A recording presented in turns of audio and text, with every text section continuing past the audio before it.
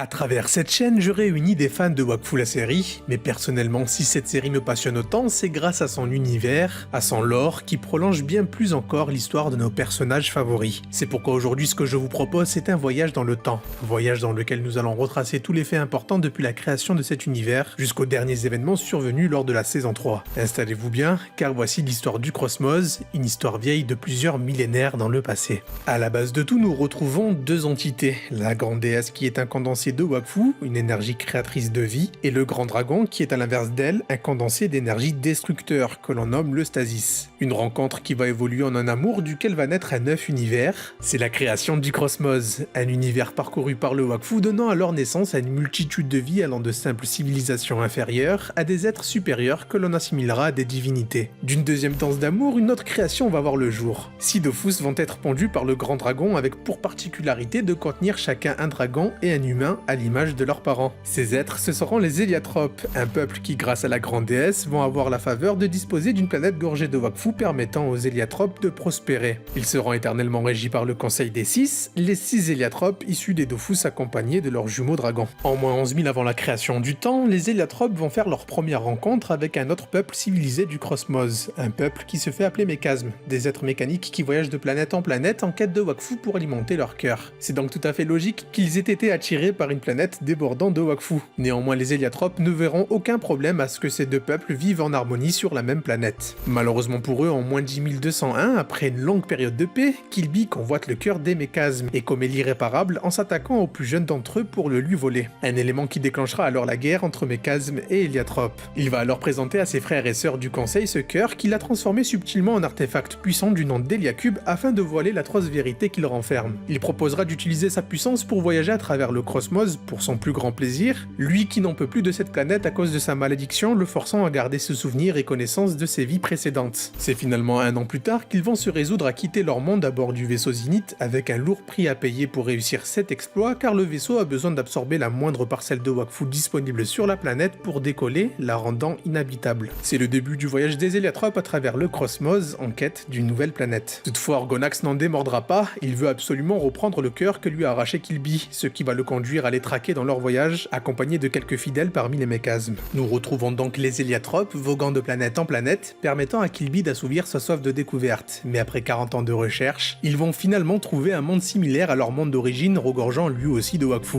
Il s'agit d'un monde que vous connaissez tous, c'est le monde des 12 des dizaines de millénaires avant qu'ils ne prennent ce nom. Décision sera prise alors par le Conseil des 6 de rebâtir leur civilisation ici, et ils prendront le soin de dissimuler leur vaisseau dans une montagne qui prendra symboliquement son nom, c'est le mont Zenith. Grâce à ce monde, les Héliatropes vont prospérer de nouveau, mais Killby en a assez de cette sédentarité. Il veut reprendre le voyage dans le Cosmos avec les siens, et pour ça il va redéclencher l'Héliacube de sorte à émettre un signal assez fort pour qu'Orgonax puisse les retrouver. Malheureusement pour Killby, cette fois-ci il sera démasqué par ses frères et sœurs qu'il va devoir combattre, perdant par la même occasion son bras gauche et se voyant condamné à vivre éternellement dans la dimension blanche. Orgonax quant à lui va finalement les retrouver grâce à Killby et ne va laisser aucune chance aux Héliatropes d'en réchapper. Il sera bien trop puissant pour le Conseil des 6, les anéantissant un à un, poussant les adultes à sacrifier leur Wakfu pour ouvrir un passage vers la dimension Emrub et y cacher leur enfant avec Balthazar comme gardien pour veiller sur eux. Yugo et Adama ils vont mettre jusqu'à leur dernière parcelle de Wakfu dans le combat contre Orgonax en vain. Ils retourneront dans leur Dofus pour un très lent sommeil,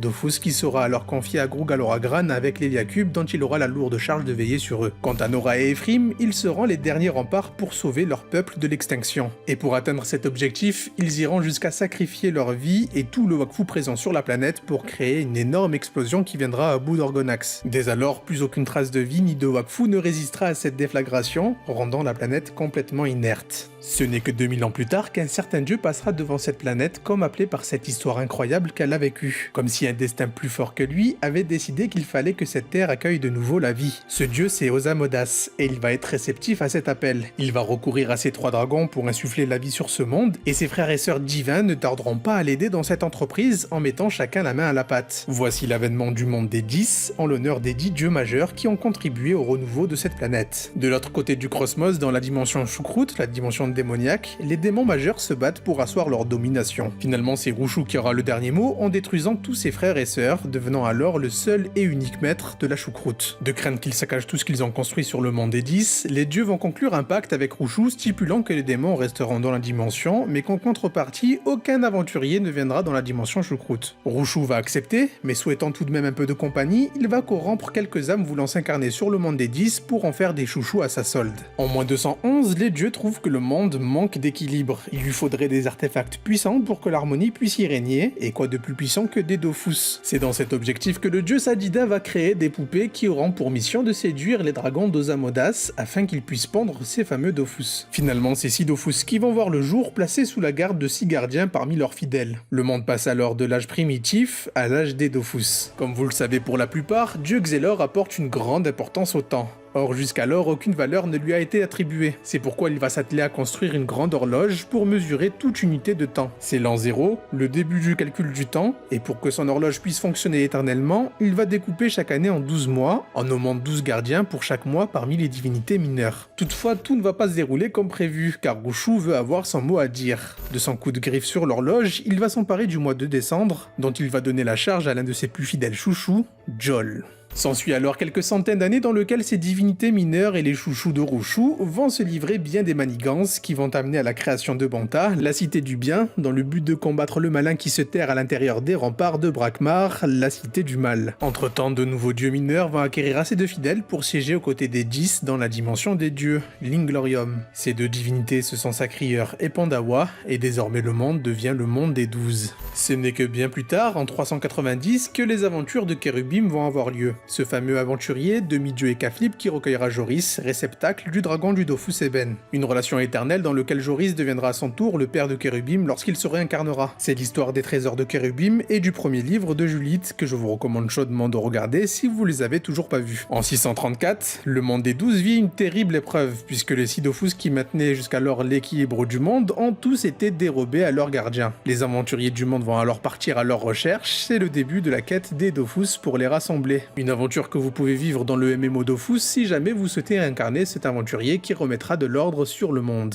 Nous arrivons dans les années 780 où un certain Noximilien Colxem, un bon père de famille sans histoire, vivant de ses horloges, va faire une étrange découverte. Un cube contenant un pouvoir presque sans limite pour lequel il va se passionner au détriment de sa famille. Une passion qui va friser la folie, faisant peur à sa femme et ses enfants qui vont vouloir se séparer de lui le temps qu'il redevienne normal. Malheureusement, nous arrivons à une date fatidique pour le monde des 12. Nous sommes en 789 et Ogrest, une création du célèbre alchimiste Otomai, va réunir les 6 Dofus en cadeau pour Datura. Malheureusement, sa bien-aimée Datura va disparaître au retour d'Ogrest, le plongeant dans une grande tristesse qui, catalysée par la puissance des 6 Dofus, va inonder le monde de ses larmes, submergeant les terres du monde. Il ne subsistera que quelques archipels d'îles à la surface et des millions de douziens vont perdre la vie. Et vous l'aurez compris, c'est le cas de la femme et des enfants de Noximilien Colxem. Il va plonger définitivement dans une sorte de folie mélancolique, parlant avec l'Héliacube comme s'il était vivant. Il va compter sur lui et sa puissance pour pouvoir revenir dans le passé et sauver sa famille. Désormais, il s'appellera Nox et son unique but sera de collecter un maximum de Wakfu pour mettre au point son plan.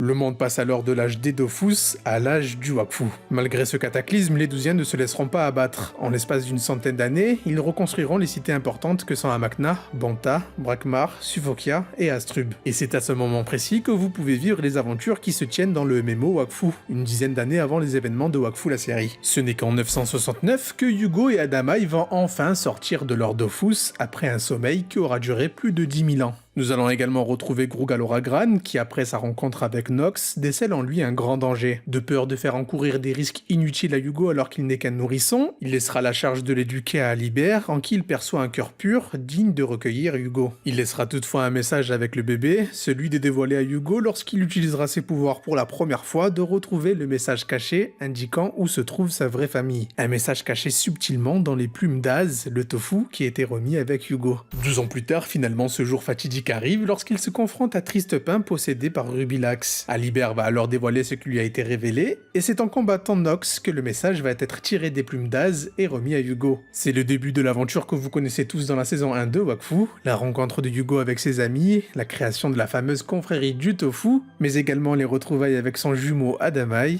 et enfin ce qui va surtout marquer cette année, c'est la quête de Nox qui va continuer ses ravages en collectant toutes les grosses sources de Wakfu qu'il croise. Une quête qui va mener tout d'abord à un combat dantesque contre Grugaloragran qui va malheureusement se conclure avec la mort de Gruga, mais aussi l'attaque du royaume Sadida où Tristepin laissera à son tour sa peau dans un combat l'opposant à un robot de Nox très puissant maîtrisant la stasis, le Razortan. Malheureusement pour Nox, malgré tous ses efforts, il ne reculera que de 20 minutes dans le passé, permettant à l'arbre de vie d'être remis sur pied, mais sans aller jusqu'à sauver Tristepin. Nox va être dévasté par cet échec cuisant, et sans Eliacube pour le maintenir en vie, il va se laisser mourir devant la tombe de sa famille. Un an plus tard, le monde est de nouveau en paix, et comble du bonheur, il s'avère que Rubilax a réussi à sauver Tristepin en changeant de corps à la dernière seconde. Rubilax va se rebeller contre les siens, se sentant trahi par Rushu qui va pas reconnaître ses efforts, lui qui a réuni tous ses frères chouchous captifs des armes et objets où ils étaient emprisonnés. Il redonnera alors son corps à Tristepin, le ramenant définitivement à la vie. Hugo et Adamai quant à eux vont utiliser la puissance du Dofus Eben ainsi que de l'Eliacube pour retrouver les traces de leur peuple. Ils vont pas réussir, mais à la place ils vont libérer Kilby de la dimension blanche. Au passage ils vont également faire éclore le Dofus Eben ramenant à la vie Chibi et Grugaloragran. Kilby se prétendra être leur roi, il les manipulera, amenant Hugo à essayer de ramener le Dofus de Kilby qui est entre les mains de son frère Faeris. Pendant ce temps il va s'emparer de l'Eliacube et pactisera avec Rushu pour qu'il puisse envahir le monde des 12 sur l'île des Griffes Pourpres et faire diversion pour récupérer plus facilement son Dofus. Il n'échappera pas au combat contre Hugo qui va découvrir la vérité grâce à Faeris qui lui garde encore ses souvenirs de cette époque. Il dévoilera que le véritable roi des Héliotropes c'est Hugo et par la même occasion la traîtrise de Kilby. Ce qui est étrange c'est qu'au cours du combat, quelque part, Kilby va essayer de faire comprendre à Hugo son point de vue en l'amenant jusqu'à Emrub, la dimension où sont cachés les enfants Héliotropes. Malheureusement en vain,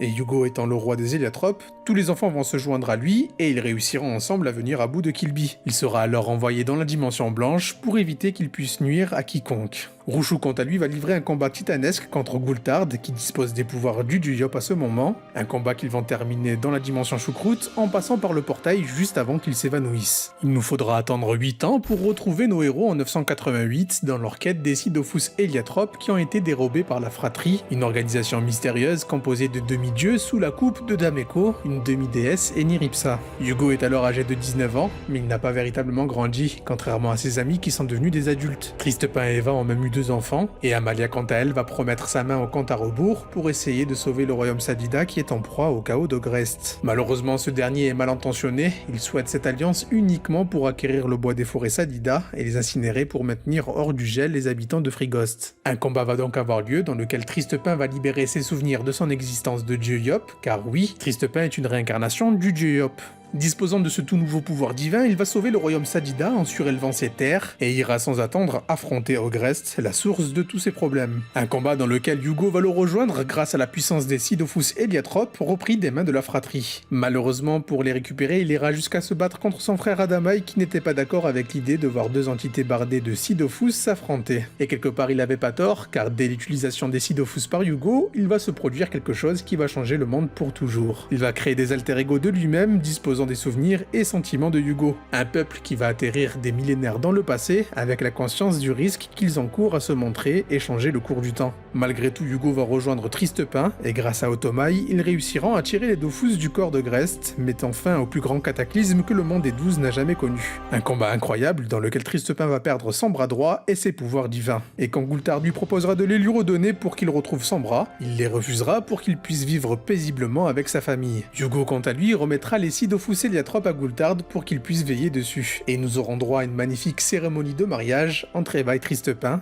teintée par la tristesse de Hugo de ne pas avoir son frère à ses côtés pour vivre ce moment. Une absence d'Adamai qui va durer 2 ans, 2 années au cours duquel il va énormément changer physiquement et mentalement en un personnage un peu plus sombre. Il sera désormais un membre de la fratrie, une fratrie qui va révéler son véritable chef. Ce n'était pas Dameko finalement, mais un de ces fameux alter ego de Hugo qu'il a créé lorsqu'il a utilisé les Sidofus Héliotropes. Il s'appelle Oropo et son ambition est de remplacer les 12 dieux qu'il n'estime pas la hauteur de leur création, laissant à l'abandon les 12iens pour ne se préoccuper que d'eux-mêmes perchés dans l'Inglorium. On apprendra aussi qu'Oropo est le dernier des alter-ego que Hugo a créés, des alter-ego qui se sont baptisés eux-mêmes Héliotropes, et il tient une sévère rancune envers Hugo qui lui aussi, à l'image des 12, a complètement abandonné son peuple, bien que Hugo lui-même n'était pas au courant de ce qu'il avait engendré avec les Dofus, chose pour laquelle Adamai lui tiendra également rancune, vu qu'il ne l'a pas écouté alors qu'il l'avait mis en garde. Toutefois, Oropo va se révéler bien radical dans la manière de remplacer les dieux, en créant une bombe pour exploser l'Inglorium et éradiquer les dieux. La fratrie et la confrérie du Tofu vont alors s'unir pour empêcher ce plan fou d'Oropo, et il s'en est fallu de peu qu'ils échouent, avant que Dameko n'ait la brillante idée d'envoyer tout le monde dans l'Inglorium de force, empêchant Oropo de faire exploser l'Inglorium avec ceux qui étaient censés les remplacer. Finalement, il se résoudra à la mort qui l'attend avec l'explosion de sa dimension, et dans un élan de lucidité, il comprendra enfin qu'il avait beau avoir les sentiments et souvenirs de Hugo à sa naissance, ce qui était le plus important, c'était ce qu'il avait créé par la suite au cours de sa vie, les liens qu'il avait tissés, et notamment l'amour qu'il ressent pour Echo. Pendant ce temps, la fratrie et la confrérie du Tofu ont bien atterri sur l'Inglorium, et il semblerait que durant le transfert, Oropo ait cédé comme l'héritage des héliotropes à Hugo, qui lui feront couler des larmes comme une prise de conscience. En tout cas, arrivé sur l'Inglorium, tout semble en ruine. Que s'est-il passé? Malheureusement, nous en savons pas plus, car c'est ici que l'histoire prend fin pour le moment. Une histoire vieille de plusieurs dizaines de millénaires, qui va se conclure avec la saison 4 qui arrive, une saison qui conclura l'ère du Wakfu, et par conséquent, la fin des aventures de la confrérie du Tofu, et surtout du périple de Hugo. Ce sera l'avènement d'une nouvelle ère, qui aura la lourde tâche de surmonter ce qu'il a vécu, tout en ne reproduisant pas les erreurs du passé. Cette nouvelle ère, ce sera l'ère